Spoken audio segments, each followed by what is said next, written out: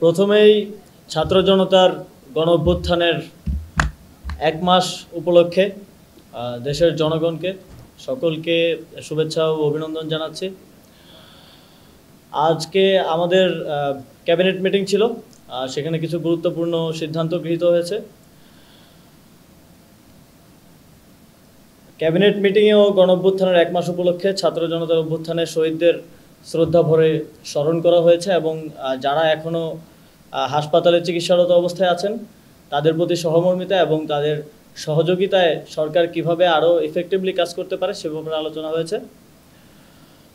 পাকিস্তানের রাওয়ালপিন্ডিতে অনুষ্ঠিত পাকিস্তানের বিরুদ্ধে বাংলাদেশের যে টেস্ট সিরিজ, সেই সিরিজে আপনারা জানেন আমরা বাংলাদেশ 2-0 ব্যবধানে জয়লাভ করেছে।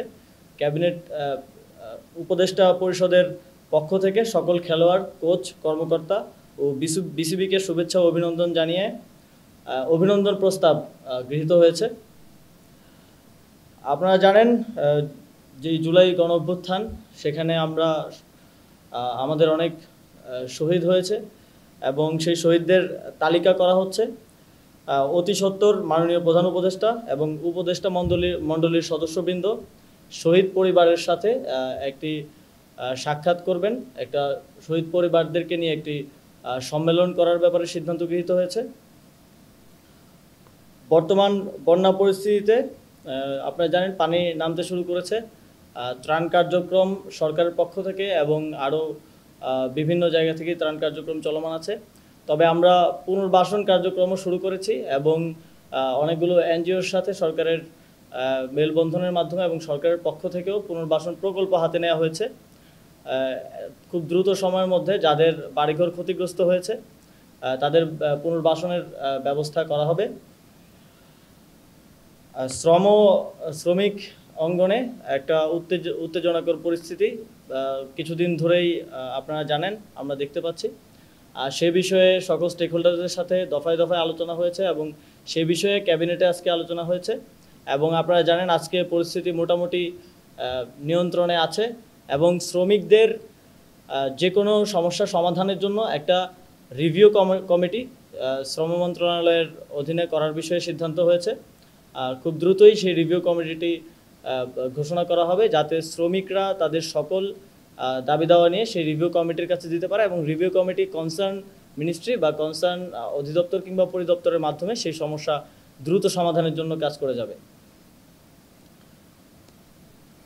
আমরা ইতিমধ্যেই দেখতে পেয়েছি বিভিন্নভাবেই যেই ফ্যাসিবাদী পরাজিত শক্তি তাদেরকে পুনর্বাসন করার মতো বিভিন্ন কর্মসূচিও আমরা কিছু কিছু জায়গায় দেখতে পেয়েছি। এই বিষয়টি অবশ্যই যেহেতু আমরা ছাত্র জনতার অভ্যুত্থানের ভিত্তিতে গঠিত একটি সরকার, আমরা মনে করি বিচারের আগ পর্যন্ত, সম্পূর্ণ বিচার নিশ্চিত না হওয়া পর্যন্ত ফ্যাসিবাদীদের পুনর্বাসনের আর কোনো সুযোগ নেই। আজকের সবচেয়ে গুরুত্বপূর্ণ যে সিদ্ধান্তটি হয়েছে সেটি হচ্ছে আমাদের যে গণভবন আছে, এই গণভবন কখনোই আসলে এর যে নাম গণভবন, গণর ভবন হয়ে উঠতে পারেনি। তাই এই গণভবনকে যেহেতু এদেশের মানুষ ছাত্র জনতা একটা অভ্যুত্থানের মাধ্যমে জয় করেছে, এটিকে জনগণের জন্য উন্মুক্ত করে দেওয়া হবে এবং এই জুলাই গণ অভ্যুত্থানের স্মৃতিকে, শহীদদের স্মৃতি এবং বিগত ফ্যাসিবাদী সরকারের আমলে যত অন্যায় অবিচার হয়েছে সব কিছুর স্মৃতি সংরক্ষণ করার জন্য গণভবনকে